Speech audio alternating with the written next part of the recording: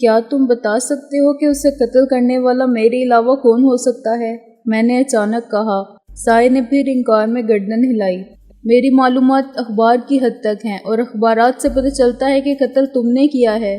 کیا کاروباری رقابت میں قتل ناممکن ہے؟ میں نے غصے کو ضبط کرتے ہوئے کہا۔ اس بات کا کیا ثبوت ہے کہ اسے خود تم نے قتل نہیں کیا؟ ثبوت تو کوئی نہیں، وہ سکون سے بولا۔ نہ میرے پاس نہ تمہارے پاس، لیکن یہاں تمہارے سامنے مجھے جھوٹ بولنے کی کیا ضرورت ہے؟ نہ میں تم سے ڈرتا ہوں، نہ مجھے یہ اندیشہ ہے کہ میرے اعتراف جرم کا کوئی گواہ پیدا ہو جائے گا۔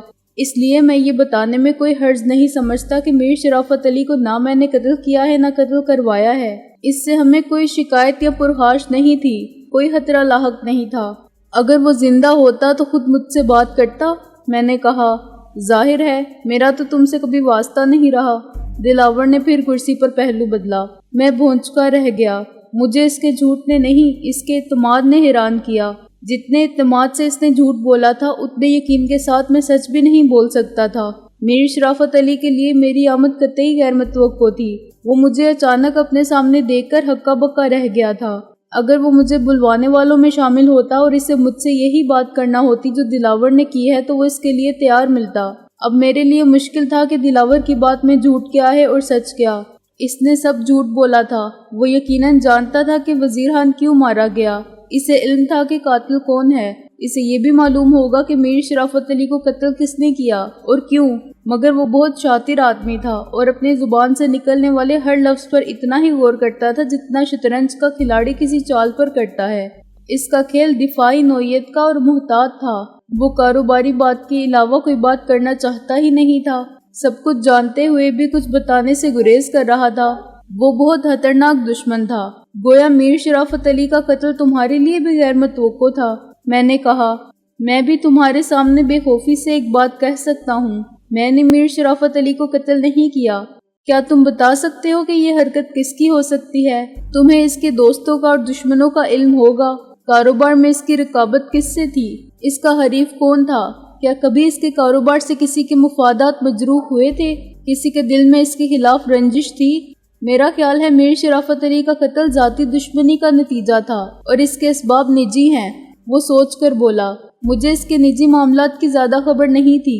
کاروبار میں نہ اس کی کسی سے رنجش تھی اور نہ دشمنی۔ حریف تو سبھی ہوتے ہیں اور دنیا میں کسی کاروبار پر ایک ہی فرد کی اجارہ داری نہیں ہے، مگر وہ ایک دوسرے کے دشمن نہیں ہوتے۔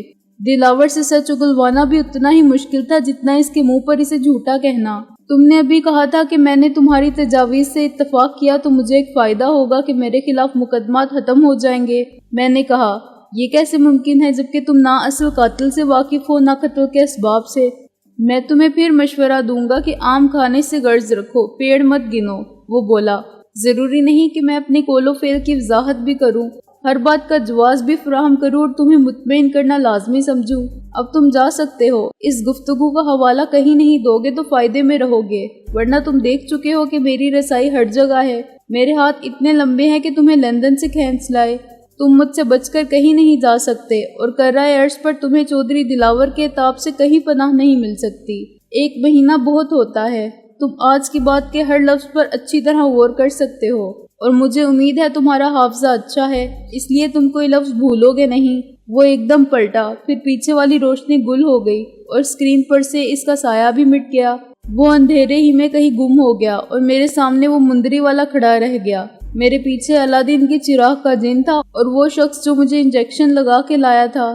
کھڑے منہ کیا دیکھ رہے ہو؟ میں نے ڈانٹ کر کہا۔ سنا نہیں چودھری صاحب کا حکم، ہمیں اسی احتشام کے ساتھ واپس اپنی قیامگاہ پر پہنچا دیا جائے۔ پھر میں نے اطمینان سے سگریٹ نکالی اور جلانے کے بعد دیا سلائی کو پھونک مار کے بجھاتے ہی ٹائیگر کے پیٹ میں لگا دیا۔ وہ بلبلایا اور اپنے عظیم الشان پیٹ کو یوں ملنے لگا جیسے اس کی املاک کو ناقابل تلافی نقصان پہنچا ہے۔ میں نے کہا مارا، ابھی یہ غبارہ پھٹ جاتا، خیر پھر کبھی صحیح۔ مندری والے نے آگے بڑھ کے میرے لبوں سے سگریٹ نکال لی اور فرش پر ڈال کے مسل دی۔ بڑے بد اخلاق لوگ ہو تم، نہ چائے کو پوچھا اب سگریٹ بھی چھین لی۔ چلو۔ اس نے مجھے گالی کے ساتھ ایک دھکا دیا۔ یہ نہ ہو میں تمہاری زبان ہمیشہ کے لیے خاموش کر دوں۔ چودھری دلاور کے کتے، میں نے چلتے ہوئے کہا، تو صرف بھونک سکتا ہے، مجھے کاٹ نہیں سکتا۔ ٹائیگر تو تیرا نام ہونا چاہیے، یہ دوسرا تو گینڈا ہے۔ اور وہ کمپاؤنڈر صاحب، اس کی شکل بدمانس سے ملتی ہے۔ مندری صاحب نے پیچھے سے مجھے ایک زبردست لات رسید کی۔ افسوس یہ ہے، میں نے رک کر اور گھوم کر کہا، کہ میں لڑنے بھڑنے کے موڈ میں نہیں ہوں، ورنہ چودھری دلاور کو ریفری بناتا اور تم تینوں کتوں کو ایک ساتھ لڑنے کی دعوت دیتا۔ ویسے تم میرے ہاتھوں پٹنا چاہو تو مرضی تمہاری، کہاں پٹو گے، یہاں یا باہر؟ مندری والے نے تیسری بار حملہ کیا تو میں بالکل تیار تھا۔ پلک جھپکنے میں وہ قالین پر چت پڑا تھا۔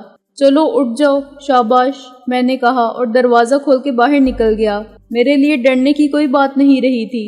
جب تک میں ان کی جان کے لیے خطرہ نہ بنتا وہ میری جان نہیں لے سکتے تھے۔ خلاف توقع واپسی پر میرا سفر لباس قدرت میں نہیں ہوا۔ میری آنکھوں پر پٹی نہیں باندھی گئی، لیکن میرے ہاتھ باندھے گئے اور منہ میں کپڑا بھی ٹھونسا گیا۔ میں نے قطعی مزاحمت نہیں کی۔ پھر نہ جانے کہاں سے ایک ٹیکسی نمودار ہوئی اور میں اس کی پچھلی سیٹ پر بدمانس ٹائپ کمپاؤنڈر اور مندری والے کے ساتھ تشریف رکھنے پر مجبور کر دیا گیا۔ میں نے ہیڈ لائٹس کی روشنی میں غور سے کوٹھی کے محلے وقوع کو دیکھا اور فوری طور پر مجھے خیال آیا کہ یہ لوگ مجھے جانتے بوجھتے چودھری دلاور کی کوٹھی کا راستہ دیکھنے کا موقع کیوں فراہم کر رہے ہیں۔ وہ مجھے بے لباس نہ صحیح آنکھوں پر پٹی باندھ کے تو لا سکتے تھے۔ جواب فوراً میری سمجھ میں آ گیا۔ یہ کوٹھی چودھری دلاور کی ہرگز نہیں تھی، شاید ان میں سے کسی کی بھی نہیں تھی۔ انہوں نے کسی بھی خالی کوٹھی پر قبضہ کر لیا تھا، جس کے مکین کراچی یا مری یا بیرون ملک کہیں بھی ہو سکتے تھے۔ اگر کوئی چوکیدار ہوگا تو صبح بندہ پڑا ملے گا، لیکن میں کسی کو ساتھ لے کر آیا تو اصل مجرم کہیں نہ ہوں گے، میں خود مجرم بن جاؤں گا۔ ہاتھوں پیروں کا باندھنا ضروری تھا تاکہ میں راہ میں ان کے لیے مسئلہ نہ بنوں، اور میرا منہ بند رکھنا بھی ضروری تھا تاکہ میں شور نہ مچا سکوں، مگر میری آنکھیں بند رکھنا ضروری نہ سمجھا گیا تھا۔ ان کے لیے مجھے ہوٹل سے نکال کے لانا مشکل تھا، یہاں سے واپس ہوٹل بھیجنا مشکل کام نہ تھا۔ ٹیکسی جس راستے سے بھی گزری وہ میرے ذہن میں رہا، مگر اب اس کی کوئی اہمیت نہیں رہی تھی۔ ملتان روڈ کی اس کوٹھی میں مجھے لوٹ کر نہیں آنا تھا۔ ٹیکسی شملہ پہاڑی کی طرف سے گزری تو ریڈیو پاکستان کی عمارت سے ذرا آگے ایک ویران جگہ پر رک گئی۔ مندری والا باہر نکلا اور اس نے مجھے باہر گھسیٹ کر سڑک کے کنارے ڈال دیا۔ پھر وہ ٹیکسی میں بیٹھا اور ٹیکسی ہوا ہو گئی۔ میں نے سر اٹھا کے اس کا نمبر دیکھنے کی کوشش کی، لیکن ٹیکسی کی لائٹس آف تھیں۔ مجھے اندھیرے میں کچھ دکھائی نہ دیا۔ رات کے 2 بج رہے تھے اور سڑک بالکل سنسان تھی، لیکن مجھے امید تھی کہ چند منٹ میں کوئی نہ کوئی ضرور گزرے گا۔ میں نے خود کو گھسیٹ کر فٹ پاتھ پر ڈالنے کی بجائے سڑک پر ہی پڑے رہنے کا فیصلہ کیا۔ میں ایک کنارے پر تھا اور اس بات کا امکان بہت کم تھا کہ کوئی گاڑی مجھ پر سے گزر جائے۔ تقریباً 10 منٹ بعد ریڈیو پاکستان کی پرانی عمارت کی جانب سے ایک کار نمودار ہوئی۔ ہیڈ لائٹس کی روشنی سیدھی مجھ پر پڑی اور جب کار سیدھی آ کے میرے قریب پہنچی اور آہستہ ہوئی تو میں نے خدا کا شکر ادا کیا۔ کار پر سے اترنے والا نوجوان کچھ دیر مجھے حیرانی سے دیکھتا رہا۔ اس کے ساتھ کار میں ایک لڑکی یا نوجوان عورت بھی بیٹھی ہوئی تھی۔ گاڑی کیوں روک لی؟ خامخواہ کوئی مشکل نہ گلے پڑ جائے، وہ سہم کر بولی۔ تم ٹھہرو ڈارلنگ، نوجوان نے اسے ہاتھ کے اشارے سے منع کر دیا۔ میں دیکھتا ہوں یہ کیا گڑبڑ ہے۔ پھر اس نے گھٹنوں کے بل بیٹھ کر میرے ہاتھوں اور پیروں کی رسیاں کھولنے سے پہلے میرے منہ میں ٹھونسا ہوا کپڑا نکالا۔ میں نے ایک طویل گہری سانس لی۔ تھینک یو، میں نے کہا۔ میں کسی فرشتہ غیب کے نمودار ہونے کا انتظار ہی کر رہا تھا۔ عورت نے پھر شور مچایا۔ خاتون سے کہہ دیجئے پریشانی کی کوئی بات نہیں، بس میرے ہاتھ کھول دیجئے اور جائیے، پھر اس بات کو بھول جائیے، اس احسان کو میں یاد رکھوں گا۔ نوجوان کچھ نروس سا تھا۔ اس نے فقط سر ہلایا اور تھوڑی سی جدوجہد کے بعد میرے ہاتھوں کو آزاد کرنے میں کامیاب ہو گیا۔ اس کی بیوی یا محبوبہ آدھی رات کے وقت اس سنسنی خیز منظر سے خاصی پریشان اور دہشت زدہ تھی اور اسے بار بار مجبور کر رہی تھی کہ خدا کے لیے یہاں سے نکل چلو، معلوم نہیں یہ کیا چکر ہے۔ میری بات سن کے اس نے یہی بہتر سمجھا کہ وہ جلد از جلد جائے واردات سے فرار ہو جائے۔ اس نے مجھ سے کچھ نہیں پوچھا کہ میرے ساتھ کیا حادثہ پیش آیا ہے اور اس حرکت کے ذمہ دار کون لوگ ہیں۔ بظاہر میں نہ زخمی تھا اور نہ بیمار کہ وہ مجھ سے مزید ہمدردی کا عملی مظاہرہ کرنے کے لیے رکتا۔ میں نے اس کا دوبارہ شکریہ ادا کیا اور وہ کار میں بیٹھ کے رخصت ہو گیا۔ میں نے عمدن رسمی تکلفات سے گریز کیا، نہ اس کا نام پوچھا اور نہ اسے اپنا نام بتایا۔ پیروں کو آزاد کرتے ہی میں اٹھ کھڑا ہوا۔ قریب ترین ٹیلی فون ریڈیو پاکستان میں تھا، مگر وہاں داخلہ مشکل تھا۔ میں نے رسی کو باہر ایک جھاڑی کے پیچھے پھینکا اور دروازے پر کھڑے ہوئے پہرے دار سے کہا کہ مجھے ایک انتہائی ضروری فون کرنا ہے۔ اس نے پہلے تو پس و پیش کیا کہ یہ سرکاری ٹیلی فون ہے اور عام لوگوں کے لیے نہیں ہے، مگر میں نے کہا کہ بھیا ایک موت کی خبر دینا ہے، آخر تم بھی مسلمان ہو، تمہیں بھی تو مرنا ہے ہم سب کی طرح۔ تو اس نے میرے ساتھ جا کے قریب کے ایک آفس کا دروازہ کھول دیا، لیکن خود میرے سر پر سوار رہا۔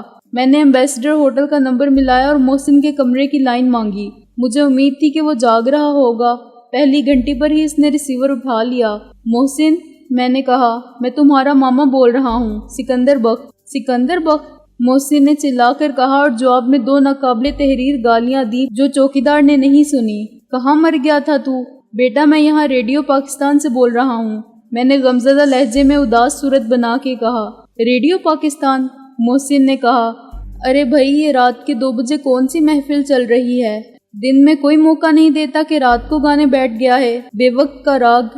معلوم ہے میں کتنا پریشان ہوں، رابعہ کتنی پریشان ہے، اور ہاں بیٹا، بڑی پریشانی کی بات ہے۔ اللہ بھلا کرے، یہ ریڈیو پاکستان کے سنتری صاحب ہیں، انہوں نے اجازت دے دی کہ تم سے فون پر بات کروں۔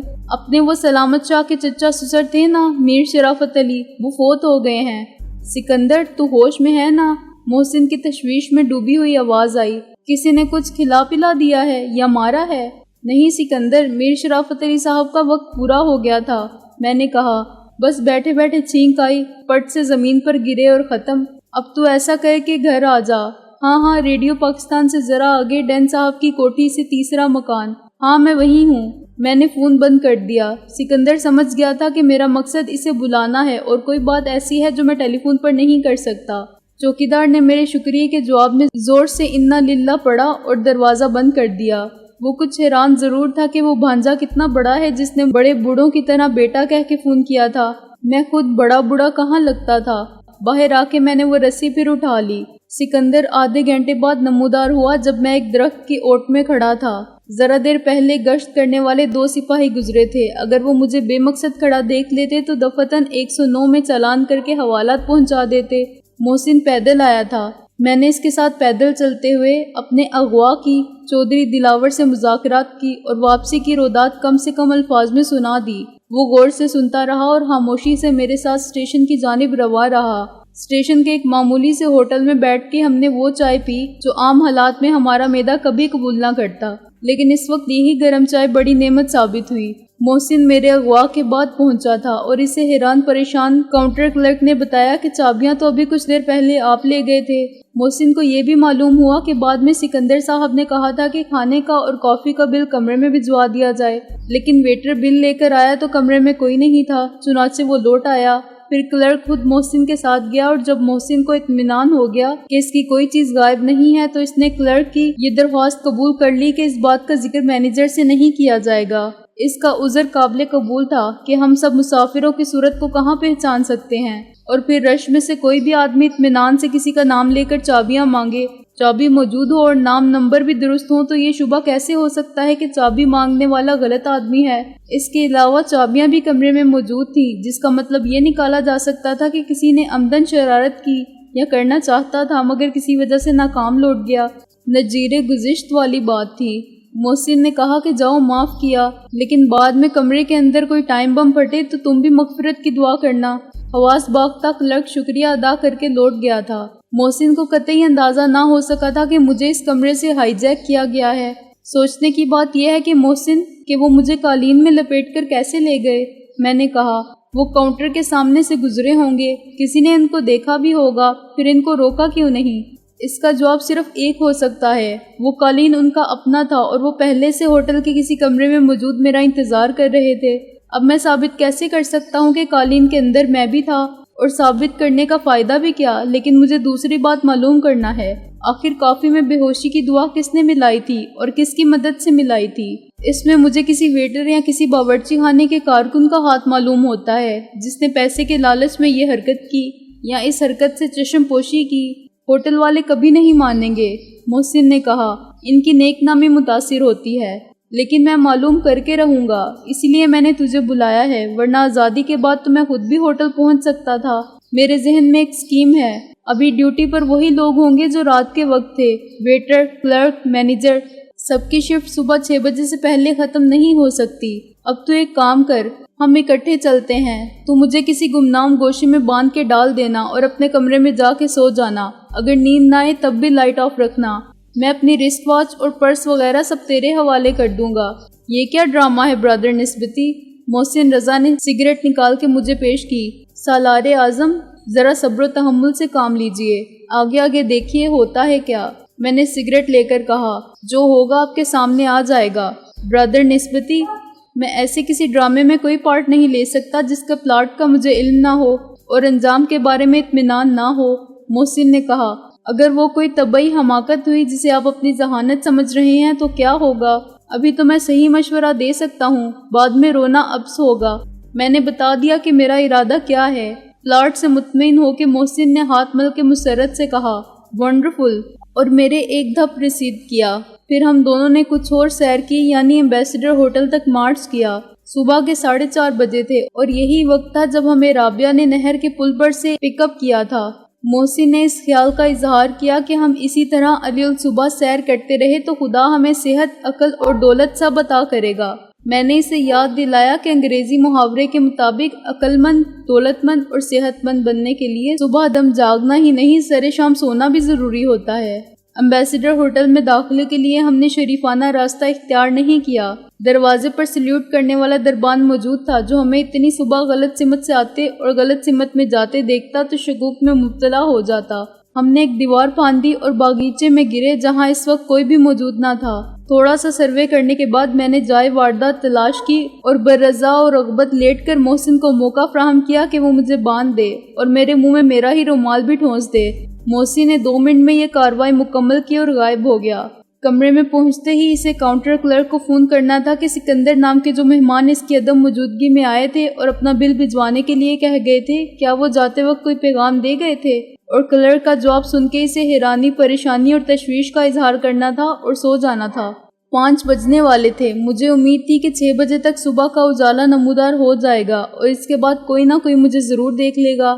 لان پر لیٹنا مجھے بہت اچھا لگتا ہے، خصوصاً پھولوں کے درمیان۔ صبح کی شبنمی فضا میں جو مہک ہوتی ہے اس کا مقابلہ کوئی فرینچ پرفیوم یا کلون نہیں کر سکتے۔